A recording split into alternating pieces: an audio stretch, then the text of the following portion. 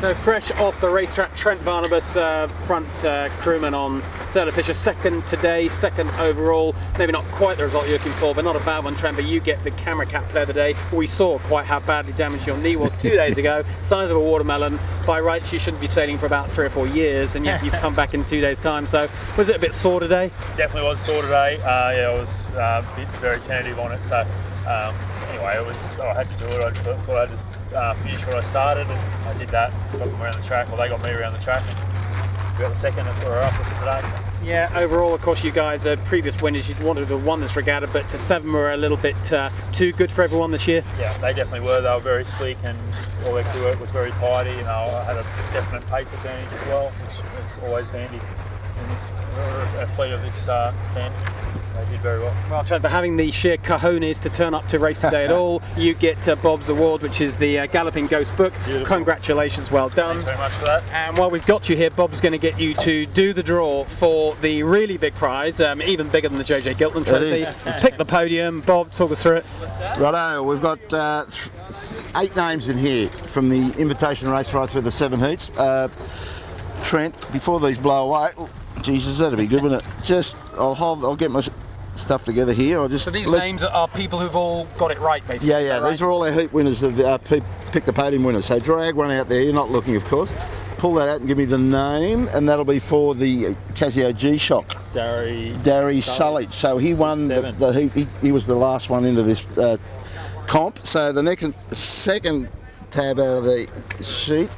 Out of the hat, is Davey Longworth. Davey Longworth. He'll be more than happy. He gets a Slam jacket, and drum roll, please, Mr. Healy. Drum roll. This is audited by Arthur Anderson, sort of. So it's all fully policed and very official. And the big give prize, them a bit of a ruffle the big up there. Pick the Podium prize for 2012 is. And the winner goes to Tina Babbage. Oh, that's Scott Babbage's sister.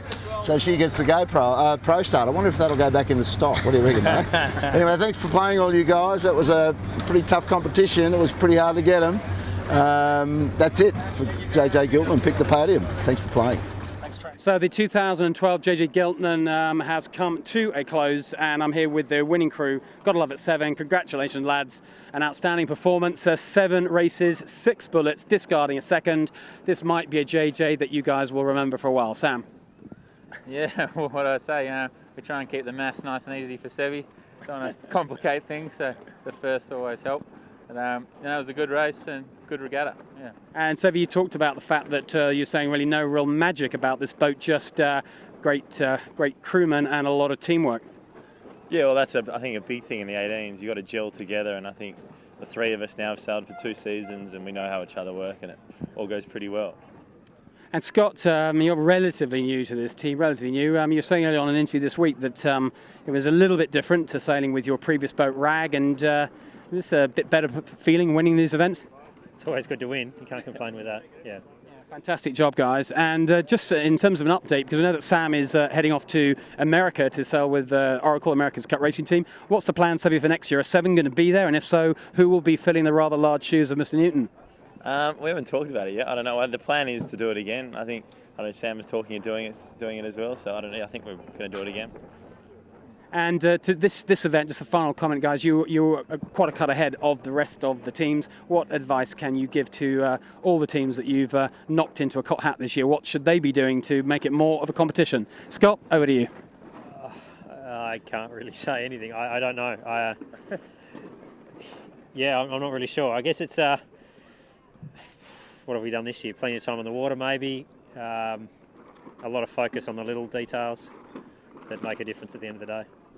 Well, I think it's what all 3 of you have been saying all week. It is all about the little details, but one thing's for sure is the big detail is the outstanding winners. Fantastic job, guys. Congratulations, and we hope you come back next year.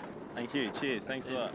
So there they are, the 3 leaders. Thurlow probably narrowly in front here, Mark. No, Seven's leading this group because she's about to spit Thurlow Fisher out on that lane. What happened there is Appliances Line came over on starboard, and Thurlow Fisher tacked because she didn't want Thurlow Fisher to Appliances Line to cross the group clear on starboard. That made 7 tack. But Thurlow Fisher knew she was going to get bounced on by 7, but she wanted to stay close to her main oppo for Appliances Line for that second place overall.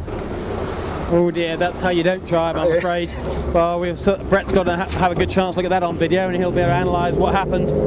Well, that was pretty ugly. In these conditions, you shouldn't be capsizing your 80-foot skiff, let's be honest. Brett knows that. Not their finest hour, but they'll hopefully take something away from that. There's our leader, very familiar side this regatta, gotta love it. Got his nose in front and heading on just abreast of this turn mark out off Shark Island, so they'll be setting up for a jibe when they decide on an angle. So they look pretty cruisy yet again. They look like getting their boat in front and just let it all hang out. There it is, the last bit of action towards the finishing line in the JJ 2012 Mojo. Archie Massey was put in some great performances. I think he got a second in one heat, didn't he, mate? Yeah, Archie's been, they've done pretty well. Their real problem was yesterday. They were up with the leading pack and they're out mid-channel. I remember yesterday was very choppy, very bumpy, and they got caught outside of a large group of boats, got forced to jibe when they didn't want to, did a downspeed jibe, and they capsized.